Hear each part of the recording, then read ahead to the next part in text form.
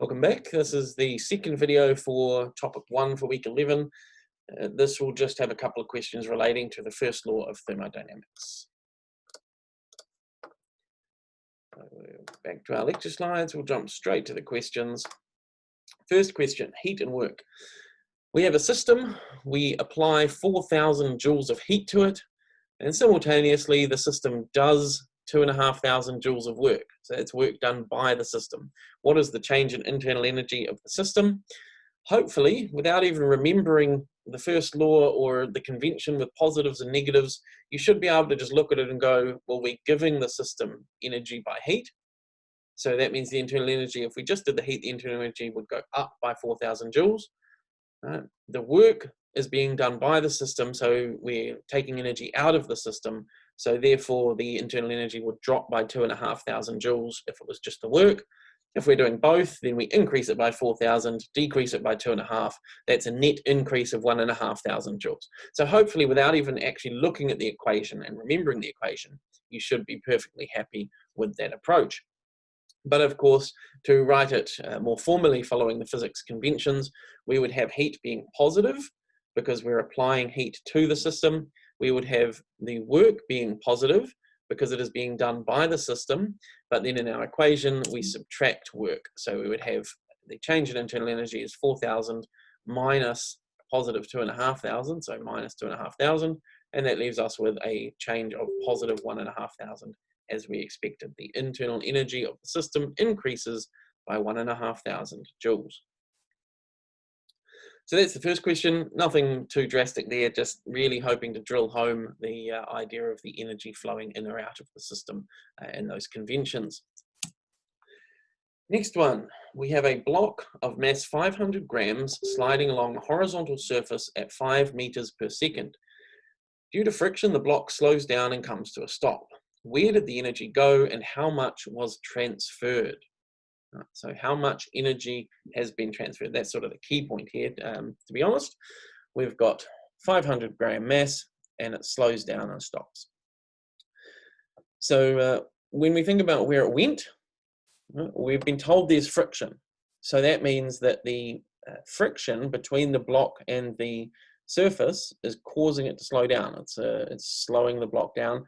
And if we remember what friction is the, at the microscopic scale, the surfaces, no matter how smooth they look, are never perfectly smooth.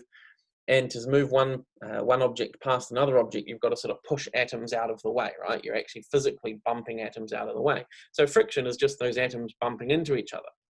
And that means that it's just a collision. You're just imparting energy. So you're taking this kinetic energy of the object as a whole and turning it into kinetic energy of the particles within the object. And that's just temperature. If they get more kinetic energy, then the temperature increases. So what we're doing is we're giving the particles of the system more kinetic energy in that small scale rather than the big scale. So it's macro is big versus micro is the small scale. So we're taking that big scale kinetic energy and turning it into little scale kinetic energy, which is internal energy, or which we represent as temperature, or heat up. So that's where the energy goes. Right? The energy from the kinetic energy of the whole block sliding along becomes kinetic energy of all the particles of the block and the surface, and therefore it has become temperature, it has become internal energy or temperature. How much was transferred? Well, all of it. Right? If it starts with 500 grams at 5 meters per second, then kinetic energy is a half mv squared. So 0.5 times 0.5, remember to change the SI units, 0.5 times 0.5 times 5 squared.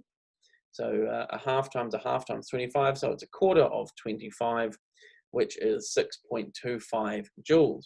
So the block has 6.25 joules of kinetic energy at the start.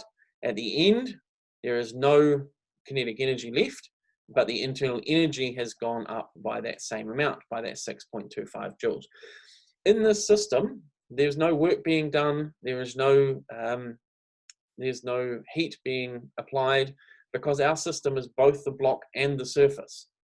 If we were just looking at the block, then we would have to consider the work being done by the surface on the block to slow it down.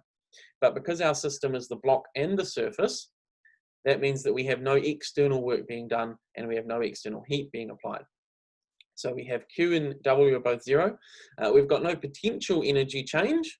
That's the only other term in our full first law, is the potential energy. We've got no potential energy because we haven't been told anything about any kind of deformation. We haven't been told anything about any kind of elasticity. It's horizontal, so there's no change in potential. We haven't been told anything about any chemical reactions or other chemical potential energy. So there seems to be no change at all in any potential energy. We only have kinetic energy decreasing and internal energy increasing. And the amount is 6.25 joules based on that total kinetic energy being transferred. So as usual, there is an answer here. We've got the full working there, which is just what I've been saying.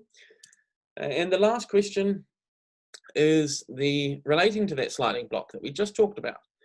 We treated it as an isolated system. We said there's no work being done on the system and no heat transfer to or from the system because all the energy just goes from kinetic energy to internal energy. So as the block comes to a stop, we get that change in energy.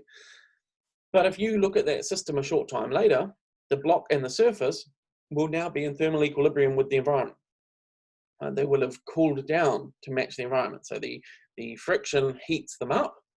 The friction turns that kinetic energy into thermal energy, into internal energy, and they are now hotter than their environment, and a short time later they will have cooled down and they'll be at the same temperature as the environment. So the question I've got here is purely for you to think about, right? Based on our definitions, based on all the things we've talked about, was our assumption that the block and surface system was isolated a reasonable one? Was our assumption a reasonable one? So as I said, no calculations, don't get out your calculators, just think about the system.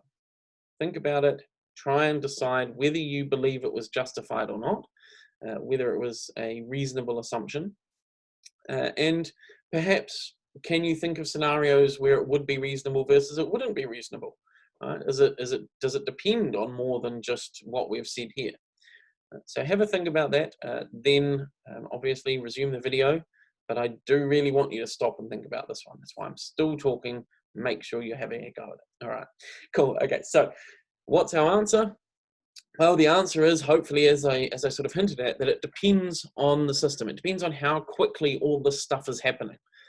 If the friction between the block and the surface is really high, and the block pretty much just comes to a sudden stop when we let it go, it just comes to a sudden stop, then what we're doing is we're turning the kinetic energy into internal energy really quickly.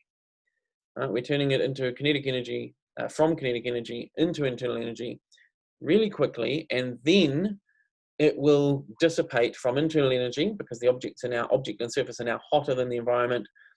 That will lose its energy over time to the environment. But that is not generally that quick a process, depending on the scale you're talking about. So if you can do the stopping really quickly, relative to how long it takes a warm object to cool down to room temperature, then you probably are perfectly happy doing that assumption, right? Because the amount of energy that you lose to the environment in the time frame of your stopping is going to be really small. However, if you have a system where it takes ages to come to a stop, so maybe you've got an ice cube on a perfectly smooth surface, or an air hockey puck on a air hockey table. So you've got these systems with really low friction. Actually, air hockey puck's a bad example because you don't get the friction because it's being held up by a cushion of air. But something like an ice block on a cube of ice on a really smooth, flat surface. That will take quite a long time to come to a stop. And then that means that as that energy, the kinetic energy, is turned into internal energy of the block and the surface, it has plenty of time to dissipate off to the environment to come to a thermal equilibrium before that block is finished stopping. So that means that you never really get all of the kinetic energy changing into internal energy all at once, because you've been losing it to the environment the whole time. So you'd have to treat the system as an open system for that whole scenario, and you can't actually make the assumption that we did, that it was isolated.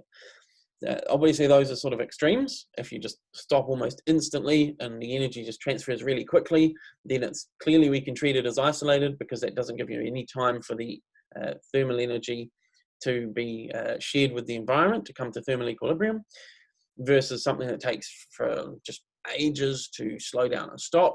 That one we clearly have to treat as a fully open system. In reality, it's going to be somewhere in between in most cases, and you'd have to decide how much energy is converted in what space of time versus how much can be lost due to that change in temperature. So hopefully the goal of this question was to just get you to think about these sorts of scenarios, and hopefully develop an awareness of what sort of assumptions we can make, when they're reasonable, and so on. So usually we'll tell you when we can treat something as an isolated or closed or open system, but it's still good for you to be able to look at a system and think about these rules, think about these definitions, and say what one actually makes sense in each different scenario. So that is the end of the questions for this first topic for week 11. As I said, fairly short one, fairly quick and simple lecture topic, but we'll be continuing on, and then the next topic we will be applying this first law to more extensive scenarios and thinking about different properties of systems and so on as we do so.